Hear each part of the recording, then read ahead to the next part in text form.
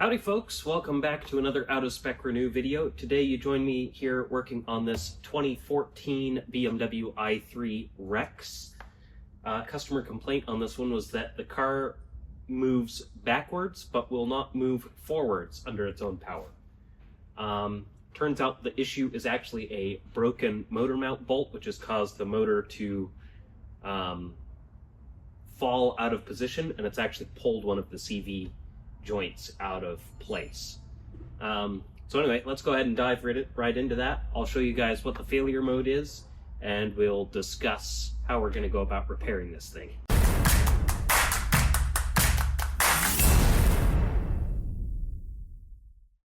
So before I actually show you guys what the failure mode is on this car, I want to show you what the symptom is. So if I go ahead and put the car into drive here, and I give it just light throttle input, I can kind of creep along, either forwards or backwards.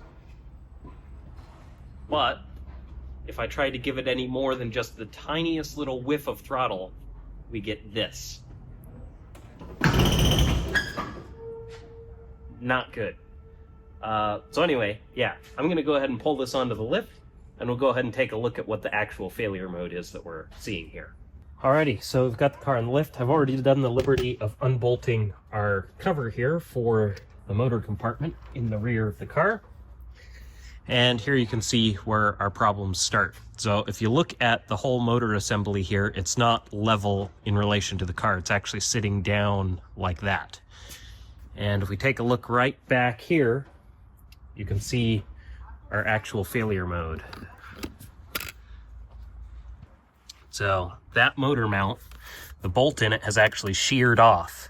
And you can see we're sitting, I don't know, what is that? Probably good 2.5, maybe even 3 inches lower on this side than on the other side. So you can see that one is still bolted in the way that it should be. Now, these i3s actually underwent a recall for this issue. And this car has not only had the recall work done to rectify this, but it's actually been upgraded additionally beyond what the original recall did. On these earlier cars, this motor mount bracket actually was originally plastic. The first recall, they basically just replaced the bolt with a stronger bolt. This is another additional later upgrade where they went to an aluminum bracket and went with an even larger size bolt. Which is a 14 millimeter diameter rather than a 12 millimeter. But even despite this having the most updated parts, this one still failed. There's also another thing that they did to rectify this issue on the early cars is they actually retuned the software. And one of the contributing factors to these failures was that if you went over a bump, like say if you went over the edge of a curb driving off or over railroad tracks or something where one or both of the rear wheels would lose traction momentarily, the wheel could spin up really quickly, and then as soon as it gained traction, it would put a big shock load on the powertrain, which would shear that bolt off. So this should have all the software updates and everything. Clearly it's had the recall work done probably twice, given that this has the secondary updated stuff. But what we've got is we've got all of our updated parts here to go ahead and get this thing done. I actually was shipped the wrong bolt, so this is the correct bolt. I did not only buy the bolt, but I also bought a new motor mount for it, as well as a replacement motor mount bracket. The actual bracket here, this bolt is seized in here pretty good. It's probably mushroomed over on the end, and where it's sheared off there, I can feel but it's pretty damaged. So I don't know that I could effectively get that bolt out very easily, at least not in a way that would be a time-efficient manner. So ultimately what we're going to do here is remove that bracket, remove this motor mount, and then we'll install the new bracket, new motor mount, and the new motor mount bolt. Additionally, because our CV axle was damaged, I do have a replacement used CV axle, and I'll actually show you guys how everything looks underneath here. Alrighty, so down here underneath the car, you can see this plastic thing is busted out from the gearbox bashing into it. And over here, you can see we're actually resting on the AC compressor. So the AC compressor is literally contacting this cross member, as is the motor. And you can see just how lopsided this thing is in here, sitting at an angle. And if we come over here, you can see our CV axle. Looks pretty sad. It's got grease coming out from the inner joint there.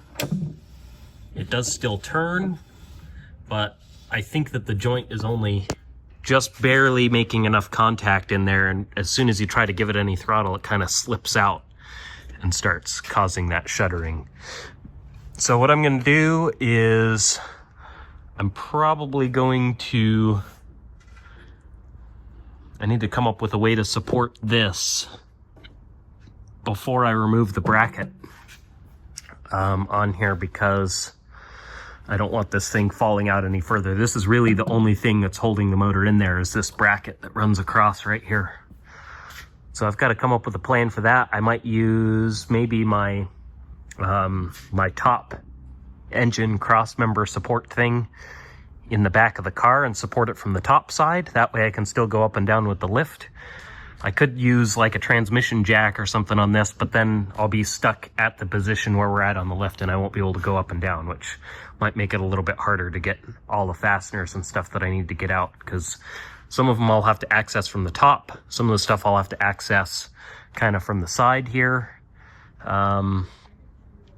Although I might not have to remove this bracketry. I might be able to do it with the drive unit kind of in situ, I guess. Maybe I can just jack this up with a floor jack while we're working on the car lower down on the ground.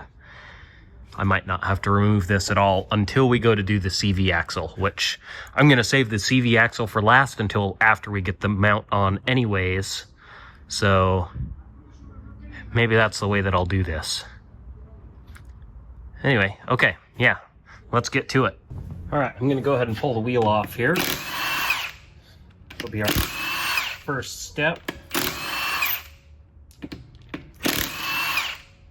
All right, now I want to go ahead and get our motor mount off, which is this guy right here. I believe what I need to do is I have to remove this cover piece, and then there might be another fastener in there that I'll need to remove, and then this should kind of slide out. At least that's the theory. All right, so I was incorrect. The only thing actually holding this in here is basically just friction. Normally the actual main motor mount bolt in there basically is what holds it into place, but it's just kind of a light press fit into this this housing area. So what I'm going to do is I'm just going to use a couple tools to kind of slowly work it out here. There's sort of some ribs in the side of the plastic housing that I can kind of pry against. And since we're not reusing this, I don't really care if it gets damaged.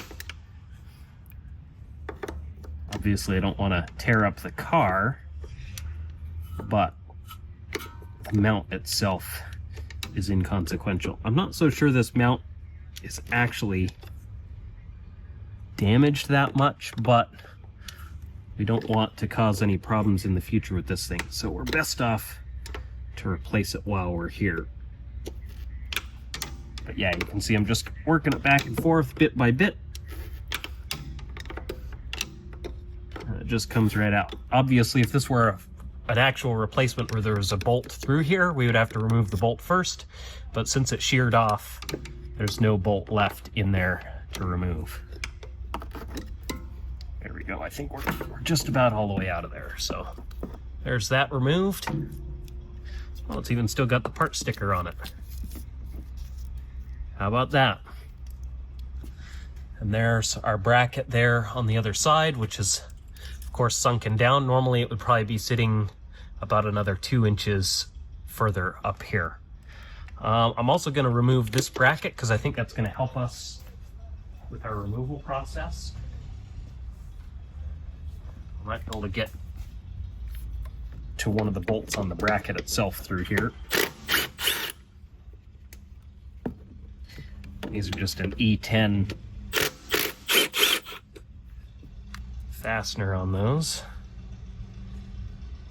And then course, we'll just set this aside and that'll get reused. Alrighty, so I've got the car back down to a working height here. And I've got the end of the gearbox supported with the floor jack just under the differential there. And you can see I've got my light in here. So I've got our new motor mount piece just as a reference. So we've got 3 bolts that hold this thing to the motor itself. We've got one at the bottom, one that's slightly above it over here, and then we've got one on the other end. This bottommost one, we can actually see right down there. So that's that bottommost one. The one above it is obviously going to be kind of behind the frame rail area here, as is going to be the one towards the front edge there. So in order to access those, we're going to have to use sort of some somewhat specialty tools. I've got a pass-through socket set here. So this just attaches to this ratchet in a little bit of a different way. And this is basically going to be just like a 16mm socket that we can stick on there. And yeah, this set actually didn't come with a 16. I've got a 5/8 here, which is close enough to 16 to work. But yeah, what we're going to do is we're going to try and get the socket in here first, because I can't really fit the whole tool down in there. And I want to get it started on the bolt, which I've got it there now. And can't really see it with the light there, but there it is, way down there. So that's our socket. And then I'm just going to take our ratchet here, get it on there. We'll get it broken loose. Hopefully I'll be able to get it out the rest of the way just by hand. I don't want to bottom this out in there where I can't get the ratchet back out again. So once I get it broken loose, if I still can't loosen it just with my fingers, what I can do is I can stick just an open-ended wrench on the end of that socket. It's got enough of a grip that I can turn it with this and be able to get it out of there. So, and that way we won't end up with tools getting stuck in place. Officially, BMW recommends removing the entire motor assembly to replace this bracket, but it's definitely possible to remove it with the motor still in place. It's just a little bit of a tight working area to get in there. So anyway, let's get to it. All right, so I was able to get sort of our 2 hidden bolts out. So this is actually the one that came out from near the front there. And then the one down here is still in the hole, but it's fully unbolted from the motor. I can't actually get it all the way out past the rib there, but we should be able to remove it just still in that piece. The only fastener left to remove is the one on the bottom of the bracket down here. So I'm going to go ahead and get that one unbolted real quick, and then we should be able to pull that bracket out. All right, I got the bottom bolt out of the bracket there. There's also a little clip on a high voltage cable that has to be undone. That just pulls right off. Now we can actually remove the bracket. Should be able to just kind of wiggle out of place here. Oh, I'm kind of hung up on the ground cable. That's another thing that I undid before, is I removed that ground cable to make it a little bit easier to get the tools in. But now I'm getting hung up on the other end of it. Might be able to get that out some way here.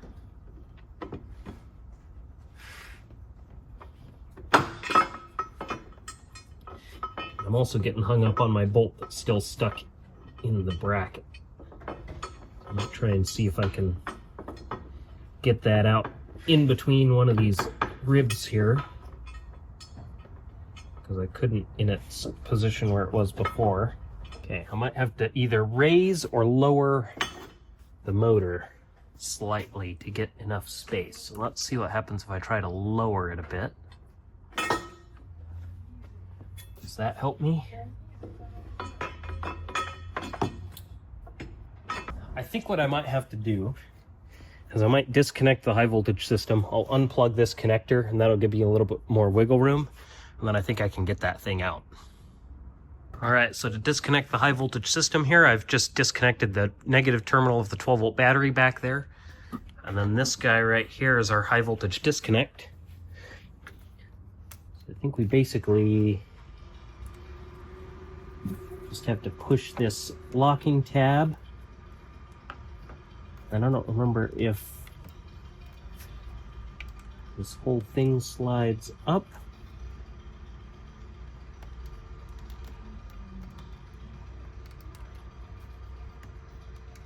Or if the connector slides down. Might have to get sort of a two-pronged tool on there. I have a wrench that happens to span the correct distance. That one's just about right.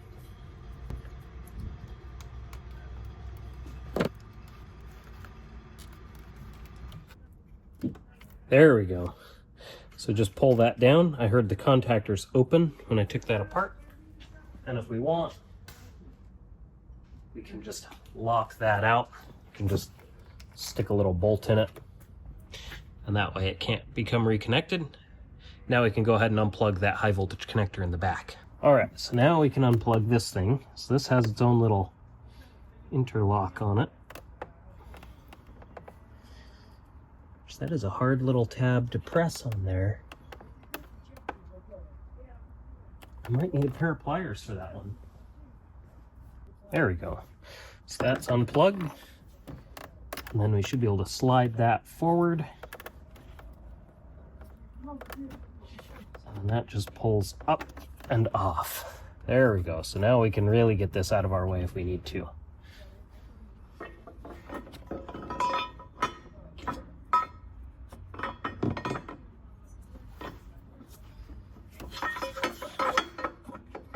Oh dang, that was way easier. Should have done that earlier. All right, so there's our bracket off. And now we can go ahead and get the new bracket set into place.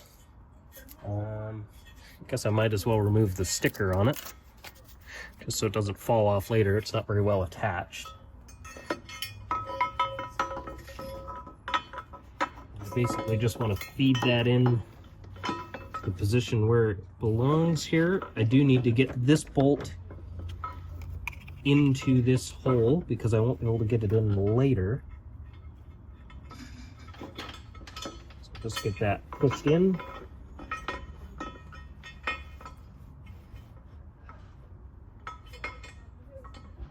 Let's see if I can get this lined up.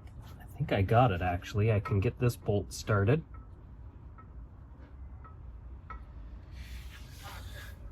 And I can go down below and get the other one started there on the side. So let's do that real quick.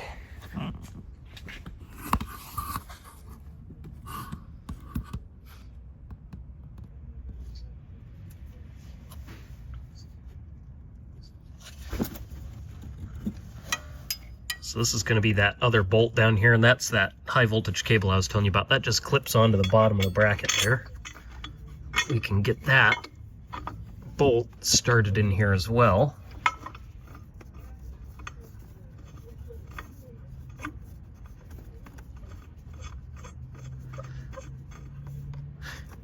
Yep, there we go. So I'm not gonna get it on here tight. I'm just gonna thread it in until it kind of bottoms out, and then I'll get the last bolt in, and then we can go back and actually get everything run in all the way and tighten it all down.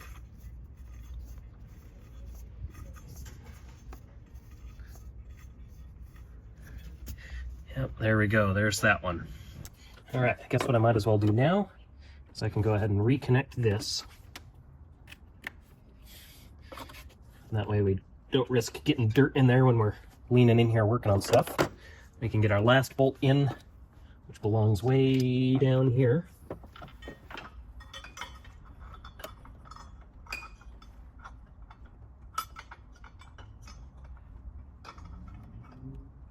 Okay. I'm not lined up in a good spot, so I'm gonna have to jack the motor up a bit. I have a rib on the frame rail casting in my way.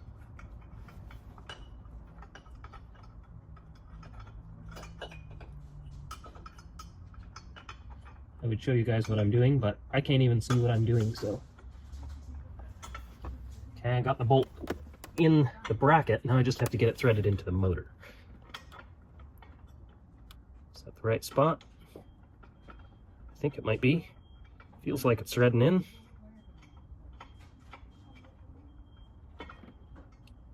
Yeah, I think we're good there.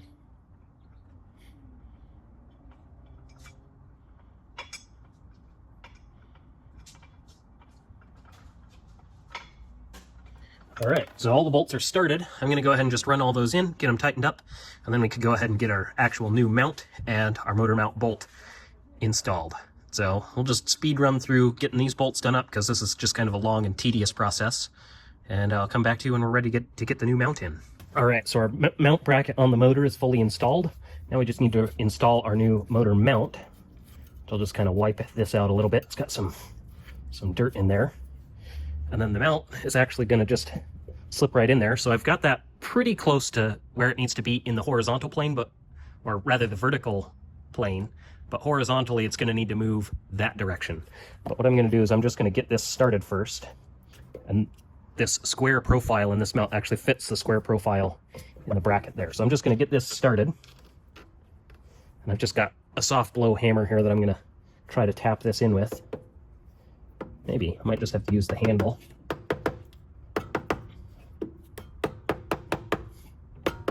And obviously I want to be careful not to damage the plastic housing on here. This is filled with oil, so we don't want to crack it.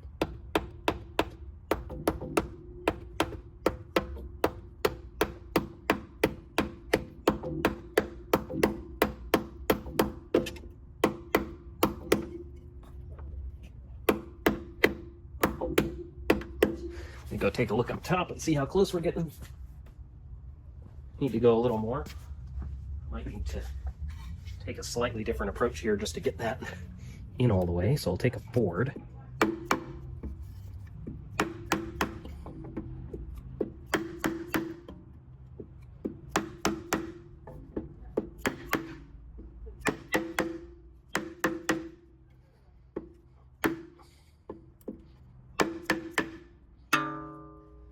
Okay, I think we're probably pretty close to lined up here. There.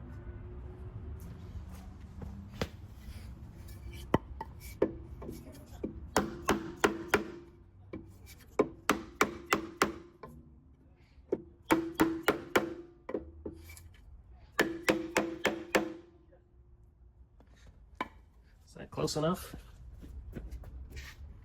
Just starting to touch. So what I'm going to do is I'm going to try and push the whole motor assembly forward. Okay. I need to go down just a smidge.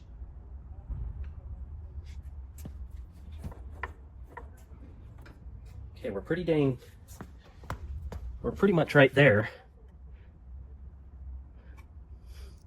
I might have went down a little too far, but that's okay for now. The motor's still wanting to push back in that direction.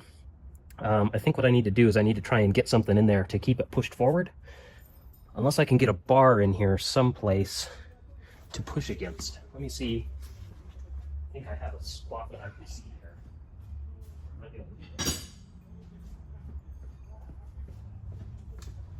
So I think I can stick a bar back here. Yeah, that does work. Okay, so I'm just going to leave that right there. Let me get our big motor mount bolt.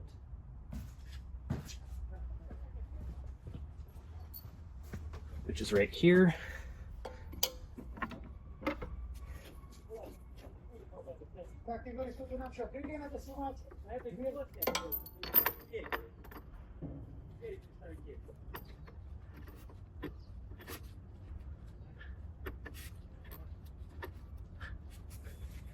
There we go. So I've got that started here. Let's see if we can get this mount in the rest of the way.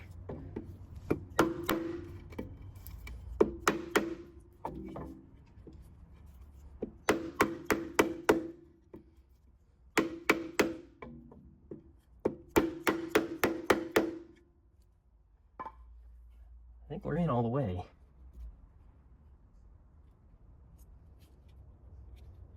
don't think I can go any further than that. Let me see if I can see on the back side. Yep. I believe we are fully seated in there. Let me try and see if I've got the right size e-torque socket to fit on that. Okay, not that one. I might have...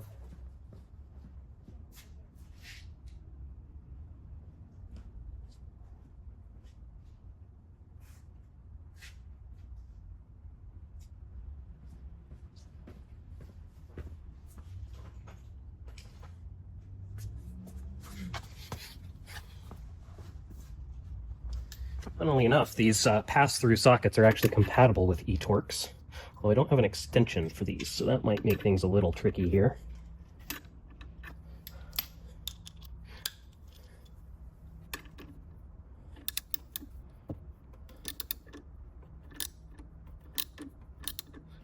Okay, I might just have to go with a regular 12-point on that. That should be fine. All right, here we go. This is started, so I can get it threaded in there, but it would be nice if I could get this thing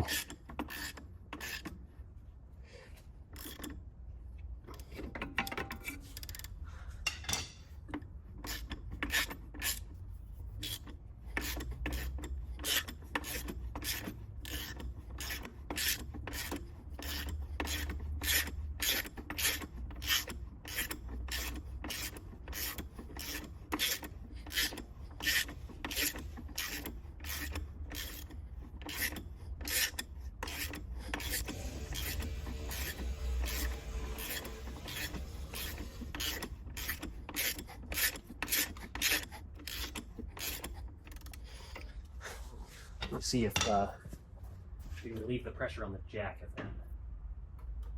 Yeah, that actually does help quite a bit. So I'm going to put just a tiny bit of pressure on it.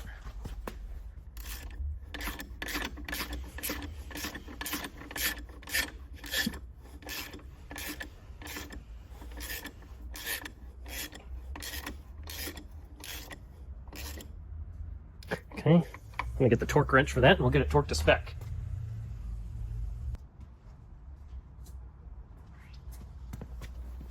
All right.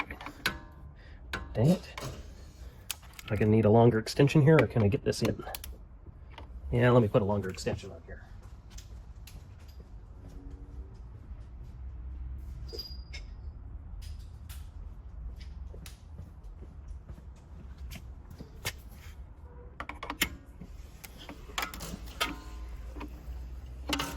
All right, there we go. That's better. So 122 foot-pounds. Technically 165 Newton meters, but that's about 122 foot-pounds.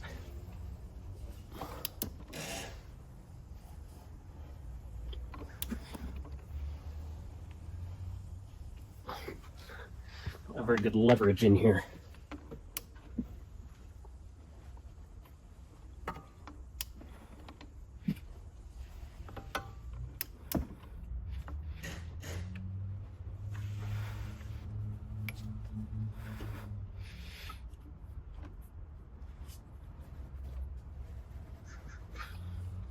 Dang, I think I need another even longer extension because this is not working.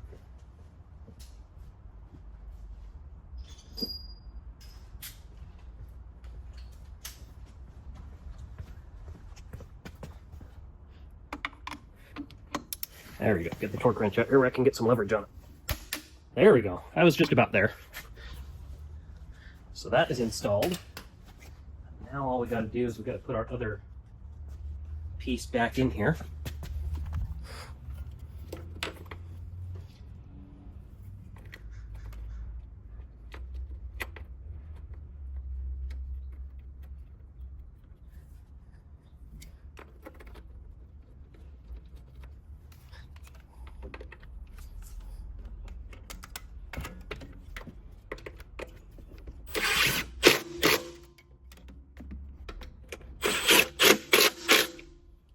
Alrighty, new mount installed. Let's go ahead and take our pressure off the jack.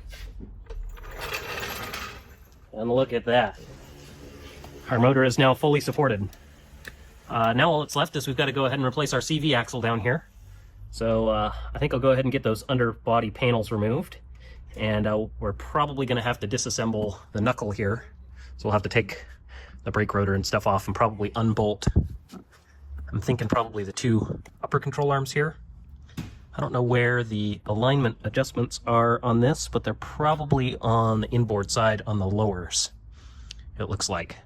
So yeah, I guess the next step will be swapping that thing in. So I've actually got a used axle to put in this because new ones are ridiculously expensive. But yeah, so I got a new one, or a used one for the customer that's in good shape, and we'll get that thing swapped in there.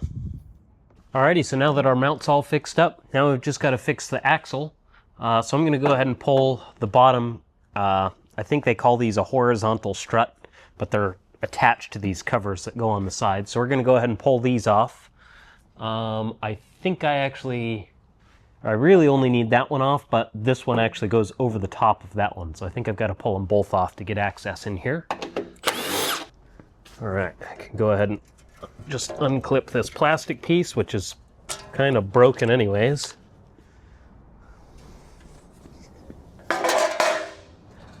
Set that aside, and then we've just got one more bolt to remove back here.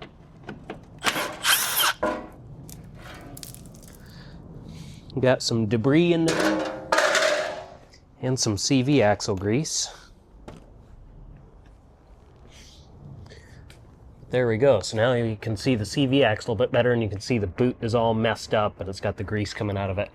The axle was actually spinning inside of the boot, and you can see the boot is actually torn apart right there, where this stayed attached to the shaft, but then the boot was staying stationary, and it literally just ripped it in two. So next step is going to be to start taking apart the rear knuckle here. The official service procedure calls for unbolting the strut, and then we'll unbolt the three lower links or control arms, whatever you want to call them.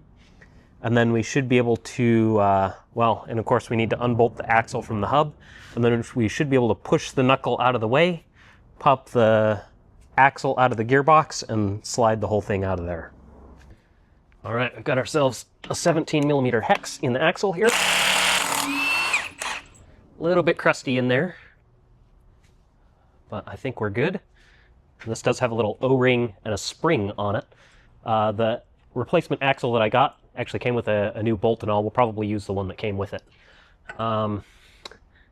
Yeah, so now we can go ahead and start taking the knuckle apart here.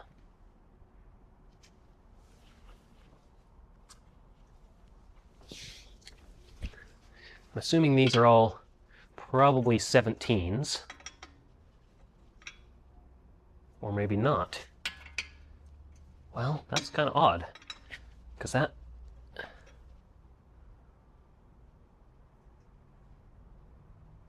does seem to almost fit on there, but not quite. Is my socket screwed up?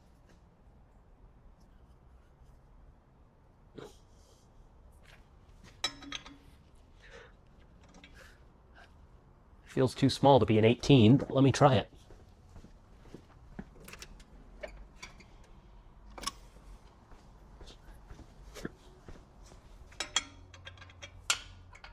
Well, I guess they are 18s.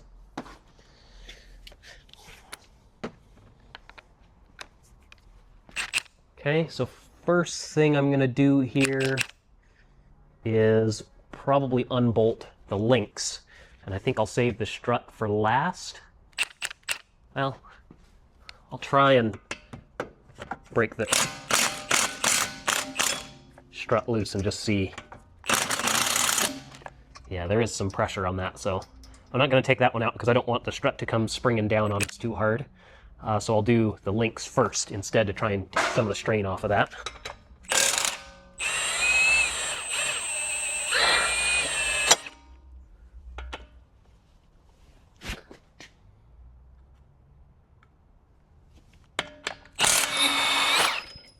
Ooh, springy. Okay, and then we got one more back here.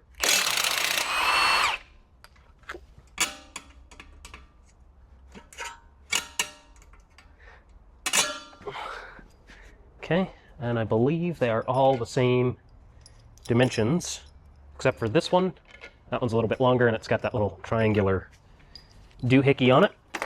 I don't know if you could really call that a washer, but maybe that's what it is. Let's see if we can get our strut undone here. Okay. I guess we probably could have undone that. I guess it didn't have that much strain on it. So we should be able to kind of just grab this and push it up out of the way when we get to that point, which I think we are nearly to that point. But what I probably want to do first is get our axle popped out of the gearbox here. So let's do that. All right, let's go ahead and break this loose. So all we should really need is a pry bar, and I'm just gonna give it a gentle little push here. That wasn't so bad. So we've got that popped loose. And now I've just got to try and push the knuckle out of the way while also pulling the axle out of the gearbox here. All right, so knuckle is going to get pushed.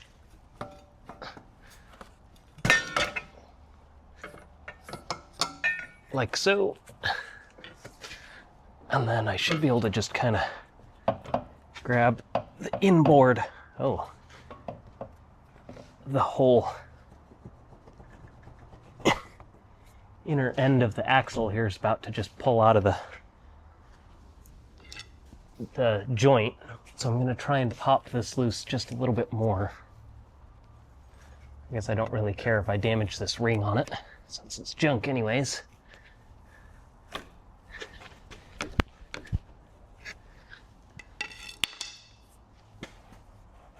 Why doesn't that want to go? Got it partially out, but I can't seem to get it out the rest of the way. All right, well, that was way more of a struggle than it needed to be, but I finally got the old axle out, and now I can get our brand used axle in. So we'll go ahead and just get it fed through the gap here. And I'll line it up on the gearbox. Pro tip, when you get these axles lined up to go into a gearbox, you usually want to line it up so that the circlip on the end has the open end facing down. It makes it way easier to get these things clipped into place. So I'll go ahead and get that lined up, push it into place. Feels like the splines have interfaced. And I should be able to basically just give this thing a couple pushes and it should just kind of snap right in.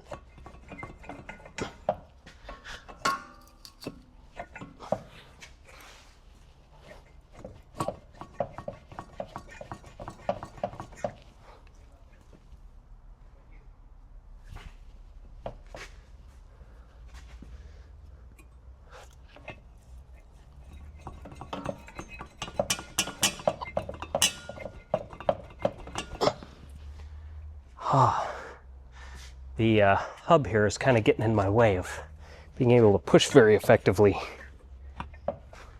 Maybe I can try it from the inside here, but that's going to be a little bit harder. Yeah, I got to do it from up here. I might bring the car down so it's a little bit more at my level where I've got a bit more leverage to push.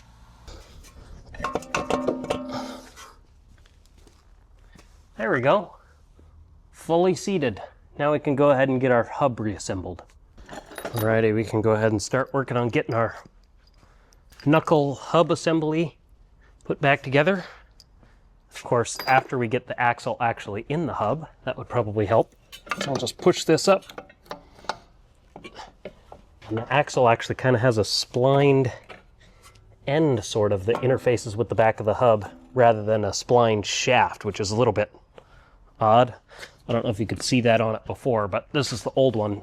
And you can see the end of it is splined rather than having a splined shaft, which is just different, I guess. Never really seen that before. This is, of course, my first time working on an i3, which I don't know if I mentioned before.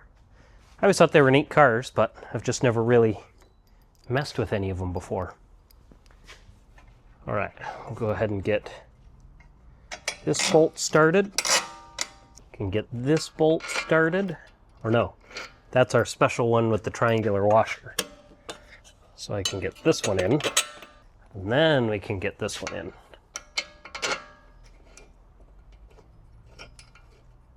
And then our strut is the other thing we need to do, which I think what I'm going to do here is I'm actually going to push this down, which might be easier said than done.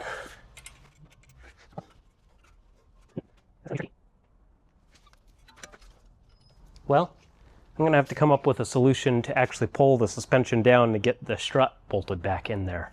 All right, I have a plan. We'll see if this works.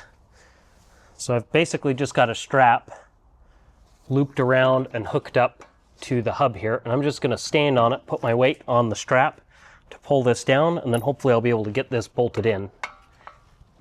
So here goes.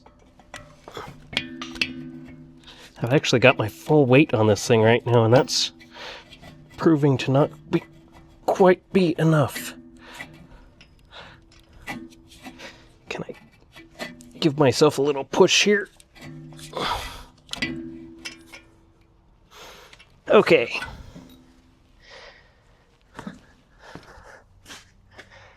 Plan B might have to be something heavier than me. It's close, but not quite there. All right, so here's the plan. I've got a couple straps just bolted onto the hub here. And on the bottom of the strap, I've got the the forks on the forklift. So if I can move the tripod around. So I've just got that attached to the forklift. I'm just gonna let the mast down very slowly until we get to the point where our thing is gonna match up there. Got to be creative when I don't actually have help to assist me with this stuff in the shop, so just want to make sure we don't get hung up on anything.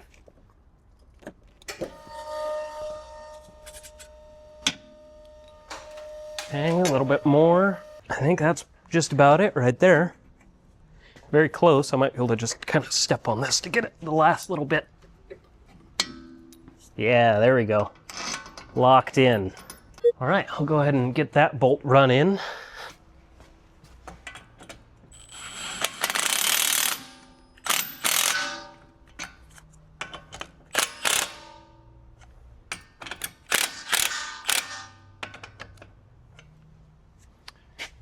Okay, go ahead and let up.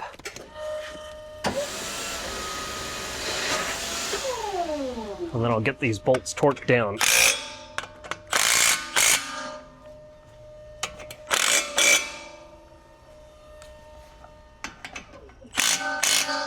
All right, I'll go back and make sure to torque those to spec. All right, I'm gonna go ahead and get this thing powered back up so that we can get the parking brake applied and torque the axle back up. If I can figure out how to get this disconnect plugged back in. Oh, you have to push the tab, of course. So there's that reconnected. And then we can go ahead and reconnect the negative terminal on the 12-volt battery here. Hopefully we should hear contactors close. Yep, I did hear contactors, so that is a good sign. Okay, nice and tight. Now we can torque down our axle. All right, we'll go ahead and apply the parking brake here, and then we'll torque down our axle, which is supposed to be 210 Newton meters, which is about 155 foot-pounds. Let's get my torque wrench adjusted here.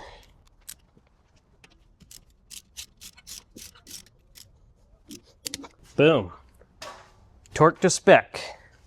Now I can go ahead and get the wheel bolted back on and button everything else up, and then we can take this thing for a test drive. All right, I just got the wheel on. I was getting ready to put our, whatever the heck BMW calls them, a horizontal strut. And I realized this motor mount is kind of screwed up there. So I suspect that this car was driven for quite a while with that other mount broken. And just over time, that was what led to the axle failing, because it was running right at the edge probably of the actual CV joint. But I mean, like if you look at the AC compressor here, that's got a pretty good indentation in it from riding on that strut piece. And I also noticed there's a, I don't know if you can see it from down here, but up there on one of the electrical connectors, there's a little chipped part on the connector housing. I think the connector itself is probably fine, but the plastic housing is chipped. But that probably should be taken care of. So I'm going to let the customer know about that one. It's probably okay to drive on it for now, but I wouldn't drive on it that way for very long. I might try to see if maybe I can stick a pry bar in there and wedge that mount over, but it should probably be replaced. So anyways, yeah, I'll see if I can get that straightened out, and then I'll go ahead and get our bottom pieces back on here and get the rest of the car together, and we can take it for a drive. All right, I'll put back together down here. I did manage to successfully get that wedged over with a pry bar. It's still not perfect, but it's better than it was before, and I'll let the customer know about that one and see if they want to get that replaced, which I would certainly recommend doing. I think we're just about at a point now where we can go ahead and get this thing test driven. So let's bring it back down and let's take it for a spin.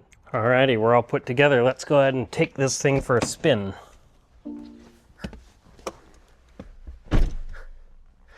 Okay, we'll go ahead and hit start. And we do have some other alerts and stuff on the car for turn that off for the range extender. Maintenance not possible, probably because there's not enough fuel, I think. But yeah, it needs the maintenance thing reset, and apparently it can't be run right now for the reset because continue driving as possible, consult service center. Okay.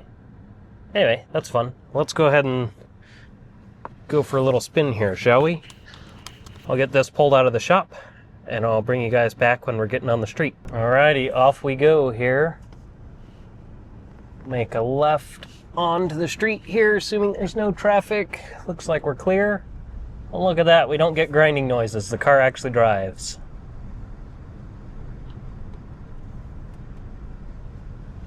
Very cool.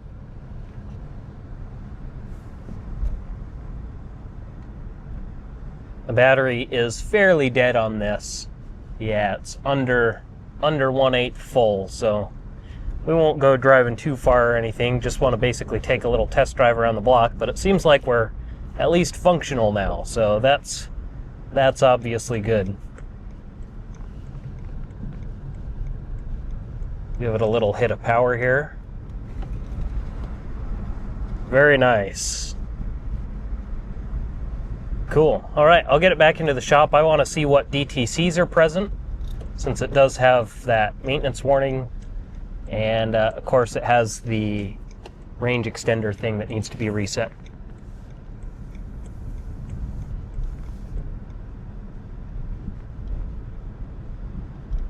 Actually, is the range extender running right now? I think I can hear it running, which is surprising. I didn't expect that. But we do have that drivetrain malfunction message.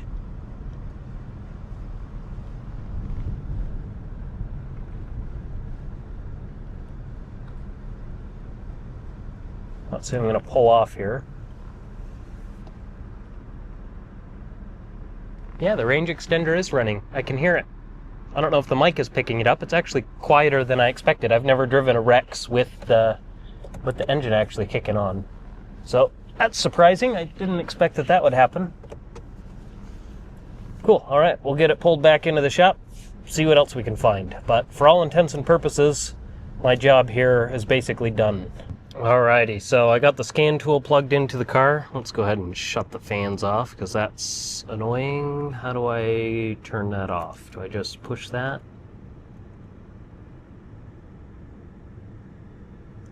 Oh, there we go. It's that thing. Okay, so we've got all the faults apparently. So let's go report and see what we've actually got. Some of this stuff might have been from sitting. This car did sit for a long time. I don't know if the 12-volt battery may have gotten low at some point. Let's actually go down here. Under voltage at start. Under voltage. Battery condition, total discharge, deactivation, yeah, so it looks like most of this stuff is... Oh, and of course we've got some interlock faults from when we had the interlock open.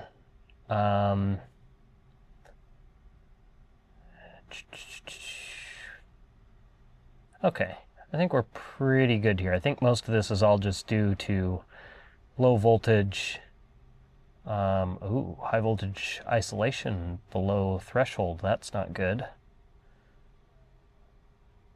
Yeah, it looks like mostly under voltage stuff. Let's go ahead and go back. We'll try and erase everything. See what goes away, see what comes back. And hopefully we're all good here. All right, so most of our faults went away. We only have a couple left. So what do we have? We've got, oh, we do still have an insulation resistance. And yeah, isolation resistance. Those are not good. Not good at all. Well, that's interesting. We might have to see what's up with that, but if we do end up taking a look into that, that'll be a future video, so make sure to stay tuned. And yeah, hopefully there's nothing majorly wrong here, and it's just something that's relatively minor. It could be one of those cables that may have been stretched too far or something with that motor mount busted. So anyway, yeah, I'll have to take a look into this. Alrighty folks, well that's going to do it for this one. Successful repair to the motor mount and the CV axle on this thing. Obviously this car's got some other issues that need to be dealt with, but that's going to be the end of this video anyways. If I end up digging into the isolation faults and stuff on this, perhaps that'll make it into a future video, so stay tuned. But anyways, that's pretty much it for this one. So, as always, thanks for watching.